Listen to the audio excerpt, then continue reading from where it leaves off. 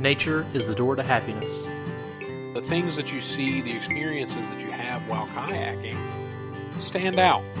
Not only is it people's own personal kind of spiritual experiences that we try to create in the wilderness for people, it's also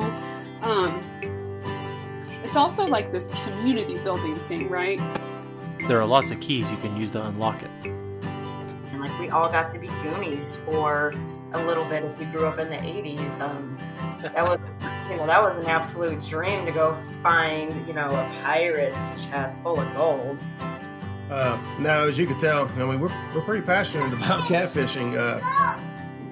We could keep talking all night long, really. Let us help you find your key. Welcome to the 12 Hike Podcast.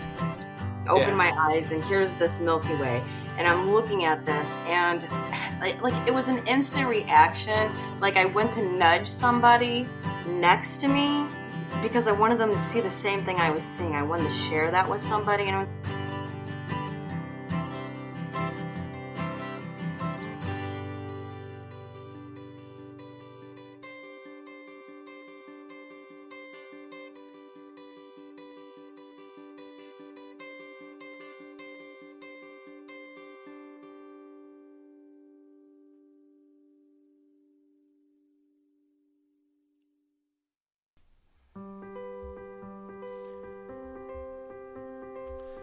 July 4th, 1776. This is the day that the Continental Congress approved the final wording of the Declaration of Independence. While the Declaration wouldn't be signed until August of that year, July 4th became the date that was adopted on the document. This Saturday will mark 244 years since the document's approval, and ultimately the beginning of the road to the sovereignty and freedom and creation of the United States of America. Across the country, families will gather together for a weekend of fun and celebration. Dads will put on their goofy aprons and gather around the grill to burn hot dogs and hamburgers. Kids will swim in the pool or go down the slip and slide. And after a day of fun, food, and games, everyone will load into their cars and line up for an evening of fireworks. Once the lights have died from the rocket's red glare, tired kids will pass out in the back seat and end one of the funnest holidays of the year. However, for some families, this holiday will be a stark reminder that one of their loved ones will never come home to eat a burnt hot dog or see another firework. For some mother, her son or daughter gave their life defending this great country, a folded flag as a token and a memory. Since the United States' inception, young men and women have volunteered their lives to fight for the freedom we hold so dear today. Our troops have filled the trenches of France and stormed the beaches of Normandy. Those wonderful, raggedy-ass Marines battled on the Pacific Islands, and in Korea, they just attacked in a different direction at the Battle of Chosin. From the jungles of Vietnam to the streets of the Middle East, the United States military has answered the call of their country with little regard to their personal safety. This sacrifice and dedication has taken its toll. 22 veterans a day commit suicide. They bring the emotional scars of battle home with them. For the suffering soldier, they never left the battlefield. The battle is now in their kitchens and living rooms. The enemy is their loved ones. Our understanding and treatment of post-traumatic stress has been evolving ever since World War I. And today, I had the pleasure of talking to Paul Andersen, director and founder of Huts for Vets. Paul is using a combination of wilderness therapy and guided discussion to help vets uncover their deep scars and heal from the inside. This nonprofit organization is providing a no-cost to veteran program that shows veterans there is a path to true healing. This is Zach Jenkins, and thank you for listening to the 12 Hike Podcast. And it looks like you're good to record now, so sorry. We might get interrupted with one of my kids. I've given them some distractions, but I don't know how long they'll last. How old are your kids, Zach? I've got a 3-year-old and a 5-year-old, and their birthdays are in Oh August. my, oh my gosh. Okay, yeah, no, Oh, I'm fine with whatever. I'm just home here and shouldn't have any interruptions other than maybe a phone ringing, but I can stop that. In fact, let me just pick it up so I can click it off if it does ring. okay.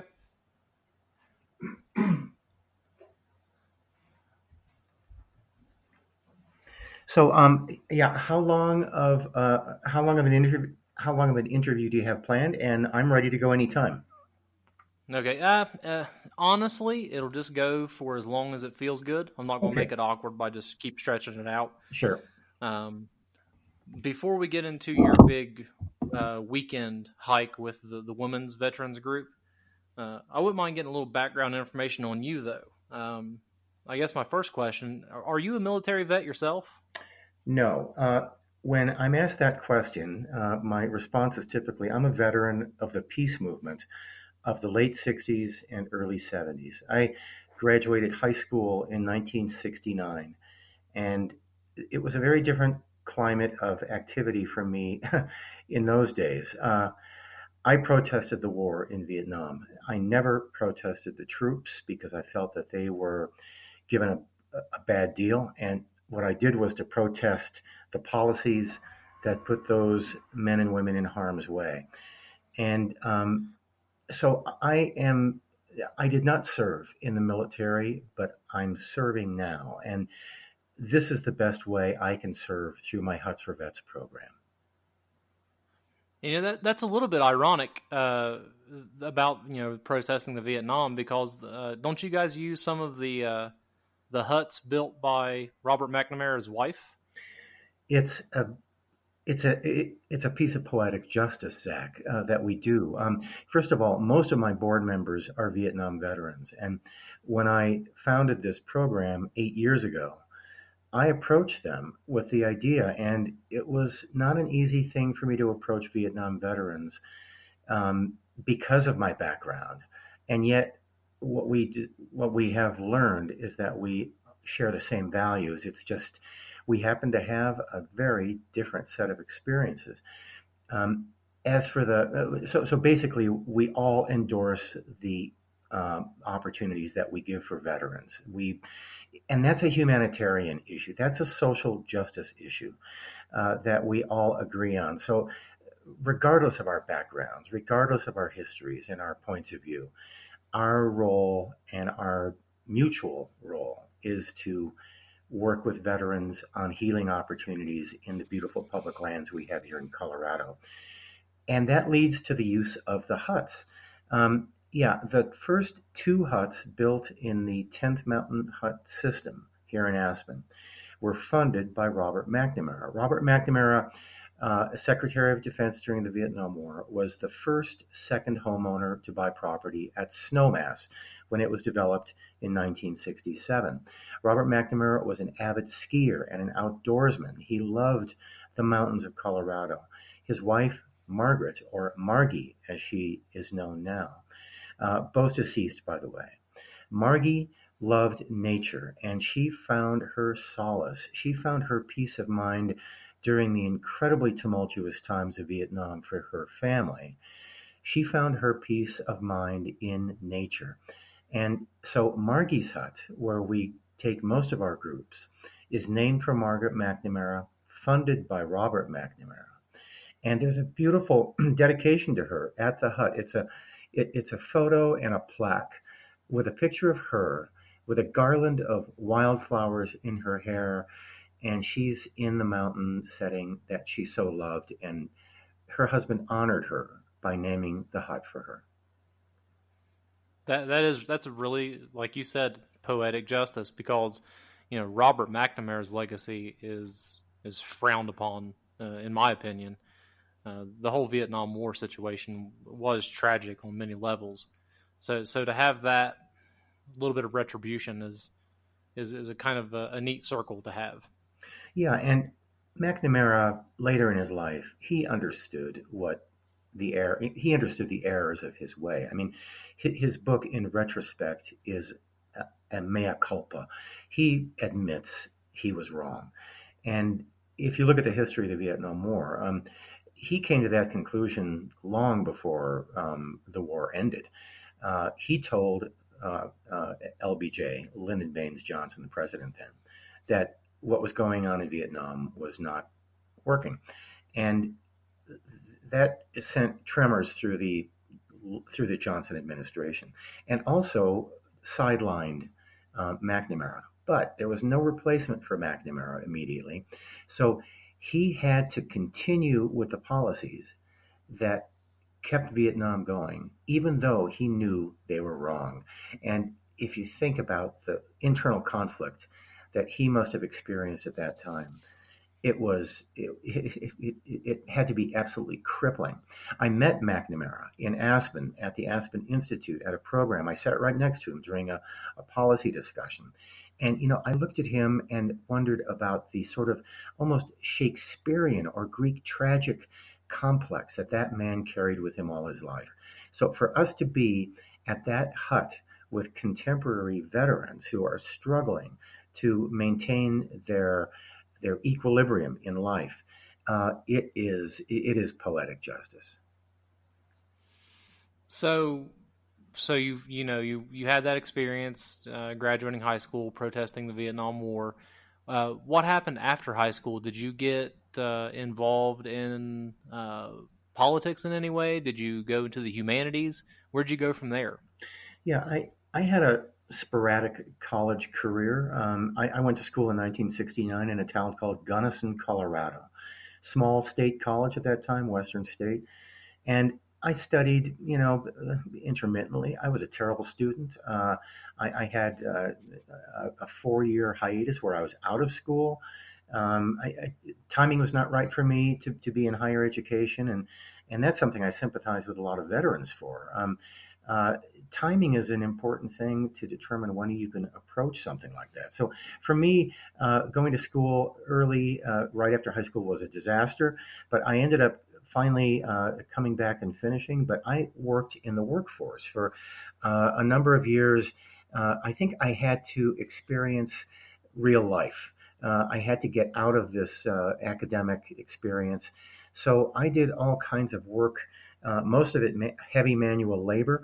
I ended up as a crew member on an ore carrier in the Great Lakes.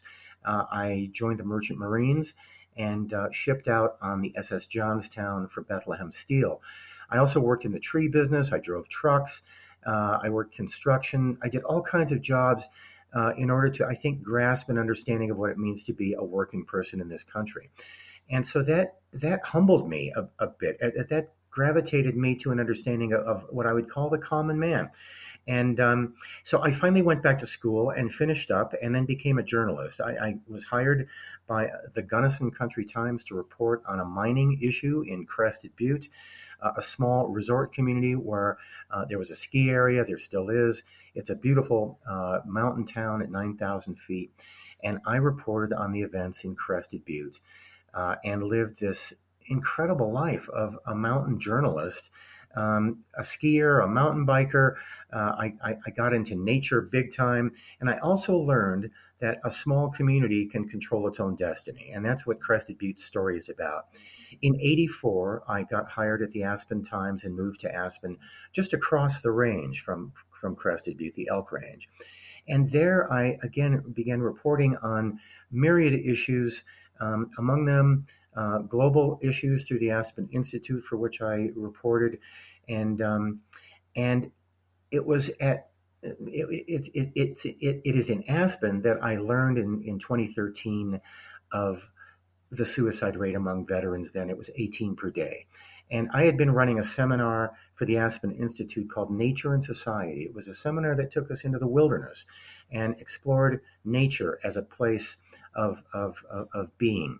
And that program ended with the Institute. So at that time, I discovered veterans issues and began reading everything I could about veterans because I could not believe that 18 per day were taking their lives.